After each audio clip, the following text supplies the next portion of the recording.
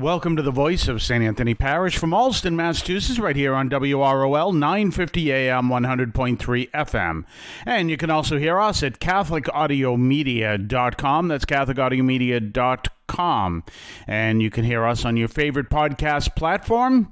On most of them, look up Catholic Audio Media as one word. On Spotify, look for us as Catholic Audio Media as three words. Minor difference, but that'll lead you either to, if you're on Spotify, Catholic Audio Media, or some of your favorite podcast platforms, you'll lead it directly to Catholic Audio Media, either the same podcast. Anyway, it is Tuesday in the 24th week of Ordinary Time, and we are moving through the month of September, and that brings us closer to the month of October.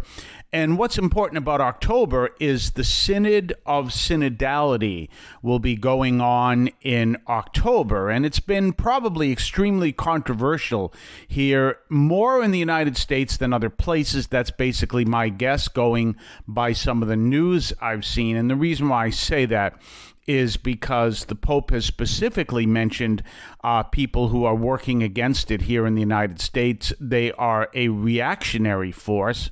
And recently you may have heard an organization called Tradition, Family, and Property, TFP, which is actually Brazilian-based, sent out a book to many priests. I received it. I haven't read it, nor am I going to.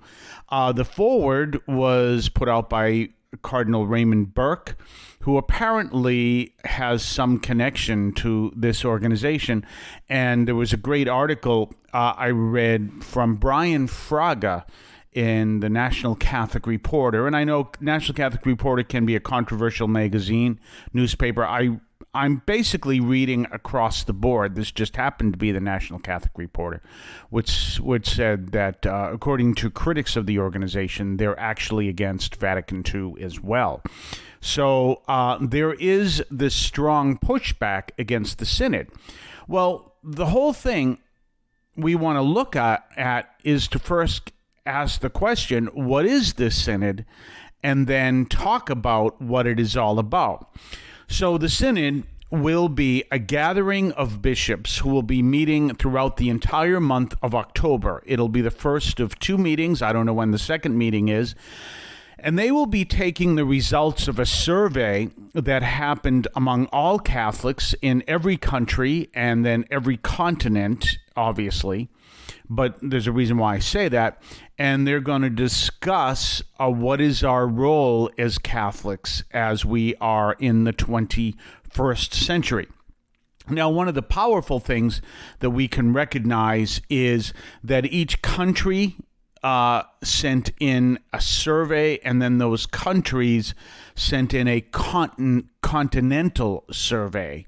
And this gave the ability to understand what was being said, not only by country, but also by continent. And then from there, draw on what are the issues that we are going to work with. Now, one of the important things to understand is that the Pope is, he's South American. He's very common in South America to have European roots. And so he comes from an Italian family, but he grew up in Argentina.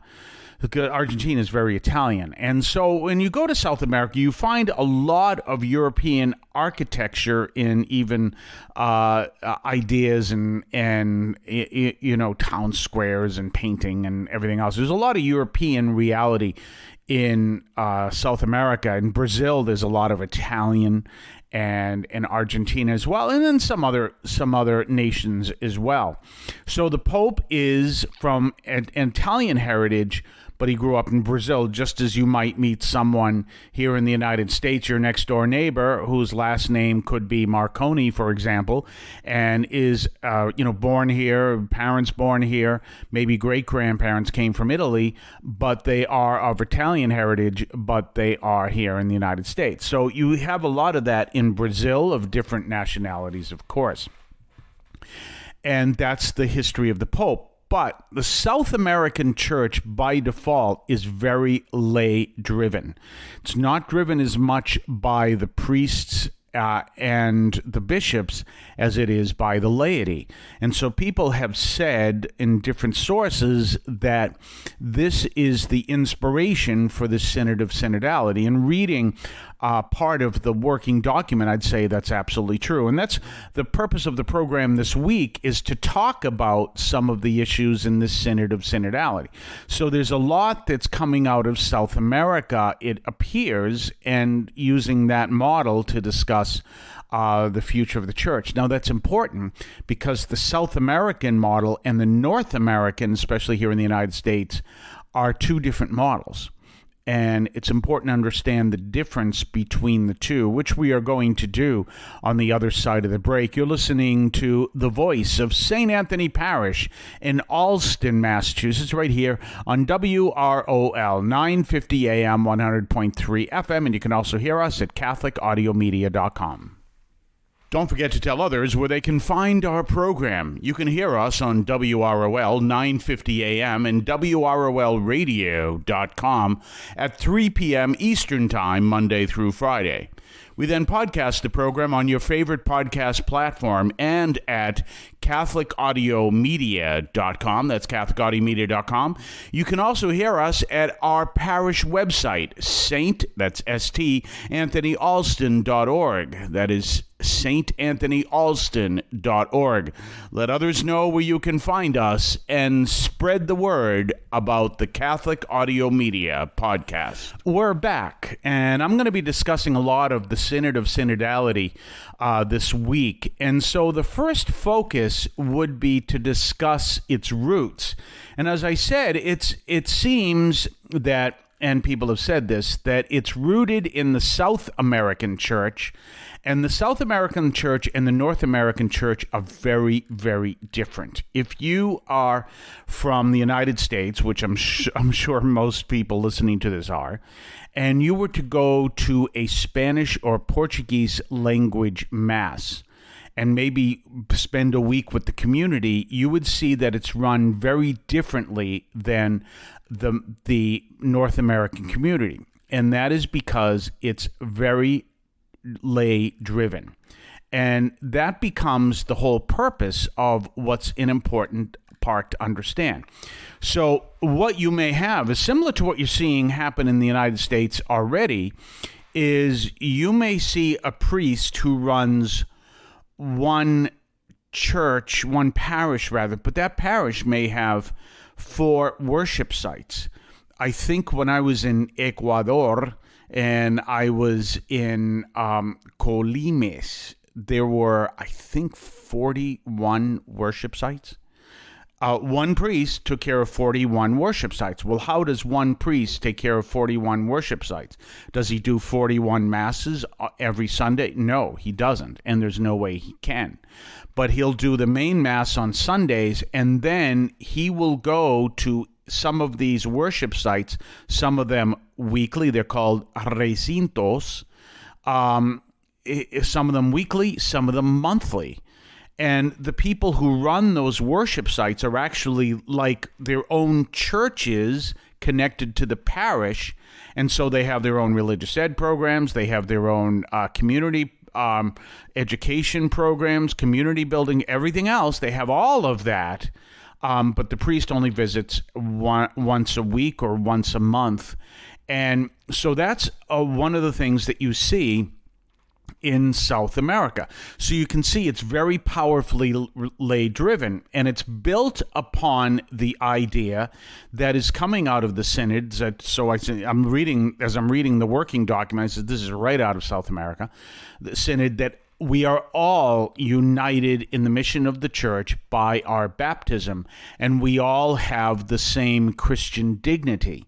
We may have different roles because some of us are called to ordain ministry and some of us are called to lay ministry, but all of us have the dignity of being united in the mission of the church. And this is one of the things that's coming out of the working document of the synod. Now, you can see that if you have someone who's into a top-down mentality of running the church, if you can see if you have someone who has come from the mentality, which was not uncommon prior to even prior to Vatican II, that it is the role of the pastor to be stern and tough upon his people that they may be saved. That was a philosophy back then.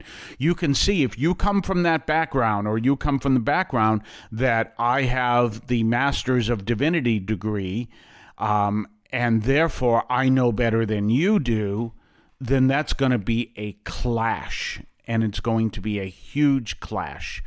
And that may be what's going on with the clash of the reactionary members of the church who are clashing against Pope Francis and against the Synod. So it's really this clash of models. But as you may or may not know, I embrace the ideas coming out of South America, and as they are play out in North America. And I embrace those ideas, and I recognize that this is where the Pope is going. So we're going to talk more about this tomorrow, maybe talk about a little bit of why, and then go from there. We'll be back tomorrow. Have a blessed day. I want to call your attention to Catholic TV, which offers great faith-filled, family-friendly programming 24 hours a day. You can find your cable channel at www.getcatholictv.com, and you can watch online on the free apps or check out the YouTube channel. Daily Mass, Rosaries, the Divine Mercy Chaplet, and the Our Lady of Perpetual Help Novena are all available online and on demand. Check out CatholicTV.com. If you would like to support our program, please consider a donation to St. Anthony Parish in Allston, Massachusetts. There are several ways to consider this. One is to purchase any of our merchandise, which you can find at the shopping tab at CatholicAudiomedia.com. That's CatholicAudiomedia.com. There are coffee mugs there. There's also my latest book, Encounter Christ in Your Humanity, all of which you can find at the shopping tab at CatholicAudiomedia.com. You can also donate to the show directly through either the Donate tab, also at CatholicAudiomedia.com, or by sending a donation through the U.S. Postal Service with your questions and comments at 43 Holton Street, Allston, Massachusetts, 02134. That's St. Anthony Parish, 43 Holton Street, Allston, Massachusetts, 02134. Finally, the best way you can support our parish is to attend Mass on Sundays at 10 o'clock and be a part of our parish. We thank you for any support you would like to give to St. Anthony Parish in Allston, Massachusetts, the sponsoring parish for this media outreach to Catholics and other Christians in the WROL, WEZE, and podcast listening audience. In Cristo vivimos.